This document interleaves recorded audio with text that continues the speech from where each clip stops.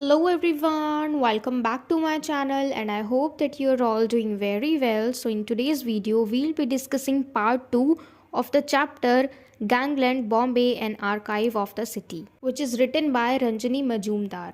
तो पार्ट 1 में हमने हर चीज़ को बहुत अच्छे से एक्सप्लेन किया है, जैसे introduction to the author, introduction to the chapter, और इस चैप्टर में जो 3 मूवीज़ है उन तीनों में से हमने एक मूवी परिंदा को उसमें एक्सप्लेन भी किया है।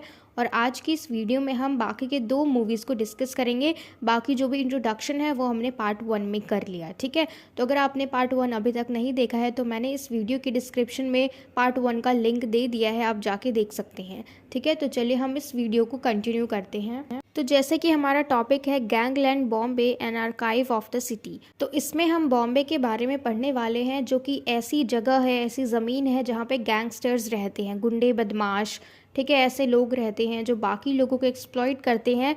तो इसके बारे में हम पढ़ेंगे, ठीक है, कि बॉम्बे एक ऐसी जगह है, गैंगस्टर्स की जगह है, वहाँ पे दिन दहाड़े मार पिटाई चोरी सब कुछ हो जाता है, लेकिन किसी को कोई खबर नहीं होती।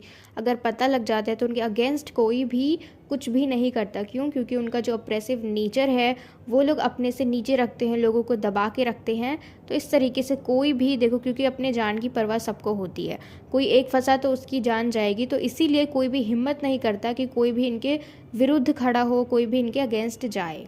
तो हम सिनेमा में बॉम्बे को किस तरीके से रिप्रेजेंट करते हैं, मुंबई को किस तरीके से दिखाते हैं, सोसाइटी और पॉलिटिक्स को भी किस तरीके से रिप्रेजेंट करते हैं, ठीक है, गैंगस्टर के साथ साथ कैसे बिहेव होता है और उनको कितनी ज़्यादा छूट दे दी जाती है कि वो लोग कुछ भी करने का हिम्मत कर लेते हैं, उन्हें बिल्कुल भी डर नहीं लगता।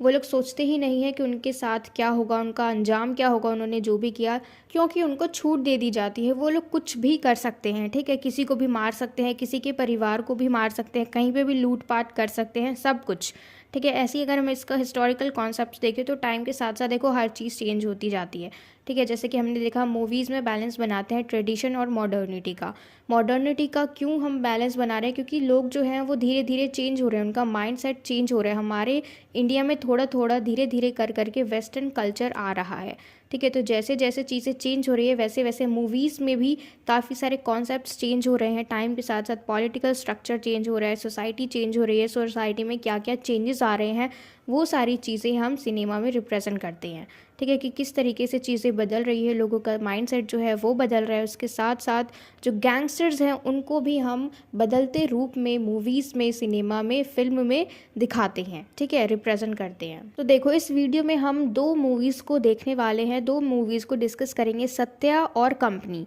और इससे पहले जो हमने देखा था वो मूवी थी परिंदा। इन तीनों फिल्म का जो लोकेशन है वो मुंबई है, ठीक है, और तीनों में ही गैंगस्टर्स हैं, मार पिटाई करते हैं और किस तरीके से इसका असर सोसाइटी में पड़ता है।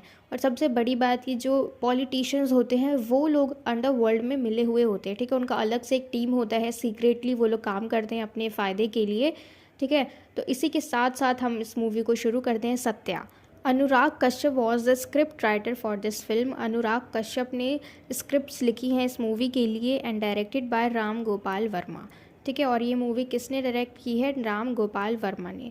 और मेन कैरेक्टर कौन है? सत्या, ठीक है। इसी मेन कैरेक्टर के ऊपर इस पूरी मूवी का नाम रखा गया है, सत्या। तो देखो मूवी के स्टार्टिंग में ही ऐसे दिखाया जाता है कि जब मूवी स्टार्ट होती है और ये सत्या जो है ये मुंबई में आके काम ढूंढता है, रहने की जगह ढूंढता है, इसके पास कुछ भी नहीं है, तो इसको धीरे धीरे काम भी मिलता है, रहने की जगह भी मिलती है, फिर इसके 2-4 दोस्त बनते हैं और इसका सबसे क्लोजेस्ट फ्रेंड होता है भीखू, ठीक है। His closest friend is Bhikhu, जो कि भीखू का रोल कौन प्ले करता है? मनोज बाजपेयी। और सत्या का रोल प्ले कौन करता है? जेडी चक्रवर्ती, ठीक है।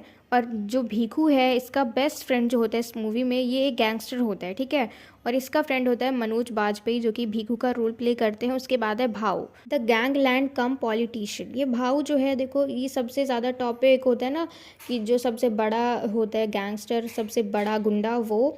उसके बाद है भीखू, और भीखू को ये बचपन से पालता है और फिर अपने ही नक्शे कदम पे चलाता है, तो ये भीखू भी बन जाता है ऐसे गैंगस्टर, ठीक है, मार पिटाई करने वाला, लूट पाट करने वाला। और बाद में फिर इसकी दोस्ती होती है सत्या से और इसकी बहुत अच्छी दोस्ती हो जाती है, ठीक है। बाद में मतलब ये भाव के खिलाफ भी हो जाता है और ये चीज़ भाव को बर्दाश्त नहीं होती है, तो ये सत्या को मरवाने की भी कोशिश करता है, लेकिन सत्या बच जाता है, ठीक है। ये मूवी बेसिकली लॉयल्टी और ब्रदरहुड के बारे में, ठीक है, क्योंकि देखो भीखू और सत्या, ये दोनों बहुत अच्छे दोस्त बन जाते हैं। इनके बीच में पैसा भी नहीं आता, कुछ भी नहीं आता।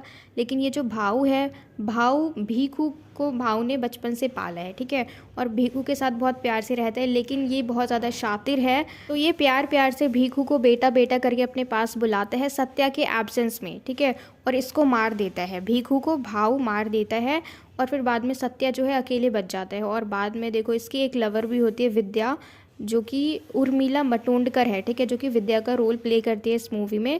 और इन दोनों को मतलब आपस में प्यार हो जाता है। लेकिन जो विद्या है उसको पता नहीं होता कि ये सत्या क्या काम करता है, कि ये भी एक गैंगस्टर है। तो विद्या को कुछ भी पता नहीं होता सत्या के बारे में, ठीक है। लेकिन मूवी के एंड में जब सत्या को पुलिस पकड़ती है, बिल्कुल एंड में, तब फिर सत्या बच के निकल जाता है। लेकिन जो पुलिस है वो विद्या के घर पे आ जाती है और उससे पूछताछ करती है सत्या के बारे में। तो वो कहती है मुझे नहीं पता।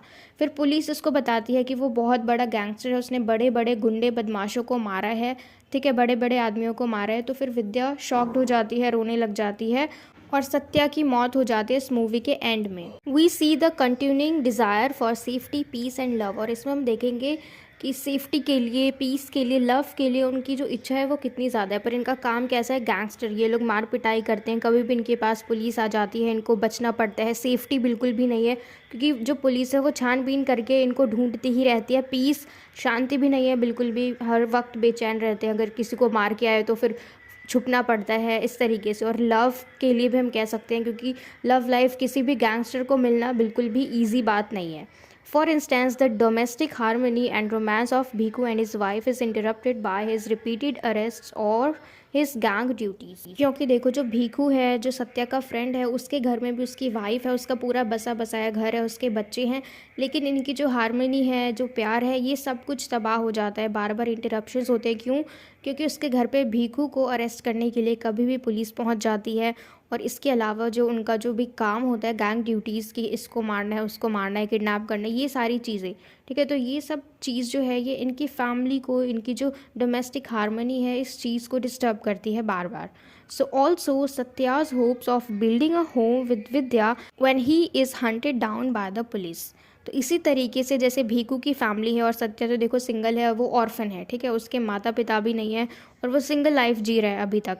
लेकिन जब उसको प्यार हो गया विद्या से, तो अब वो भी सोच रहा है उसके साथ घर बसाने की। लेकिन जिस तरीके से वो भीखू को देखता है कि हर बार पुलिस आके पकड़ लेती है, उसको कहीं ना कहीं से खतरा है, उसको नहीं तो फिर उसकी फैमिली को उठा के ले जाएंगे, तो फिर ऐसे में भीखू भी फंस जाएगा, ठीक है। तो इस तरीके से ये सारी चीज़ें सत्या के साथ भी हो सकती है, अगर, क्योंकि दोनों का सेम ही हो जाएगा। सत्या भी एक गैंगस्टर है, भीखू भी एक गैंगस्टर है।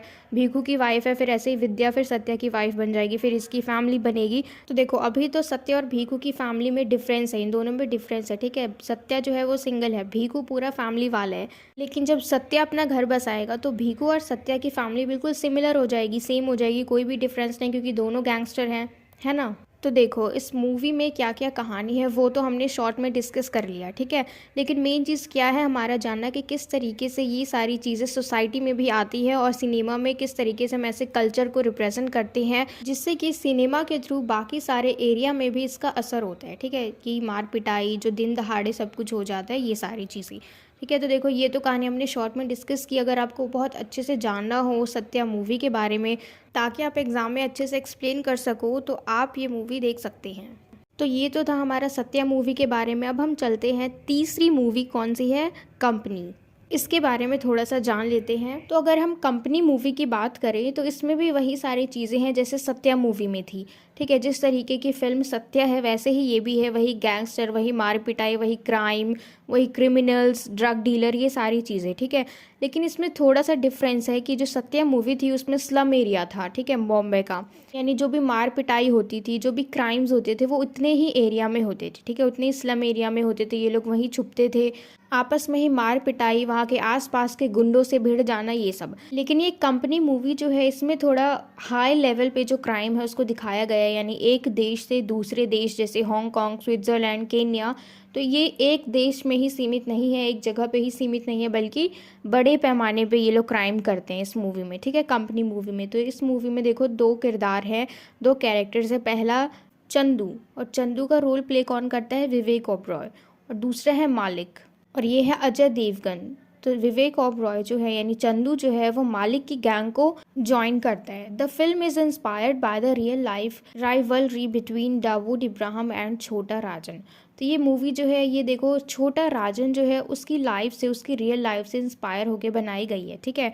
And Chandu Vivek Oberoi joins Malik's Ajay Devgn's gang and together they garner power enough to unleash terror on the streets of Bombay. तो चंदू मलिक की गैंग को ज्वाइन करता है और फिर ये लोग दोनों मिलके आपस में बहुत ज़्यादा पावरफुल हो जाती हैं, ठीक है। This Ram Gopal Varma film try to chart out a globalised network of crime as opposed to the very contained crime organisation within Bombay in Satya. तो ये जो मूवी है ये भी राम गोपाल वर्मा की ही है ये फिल्म, ठीक है।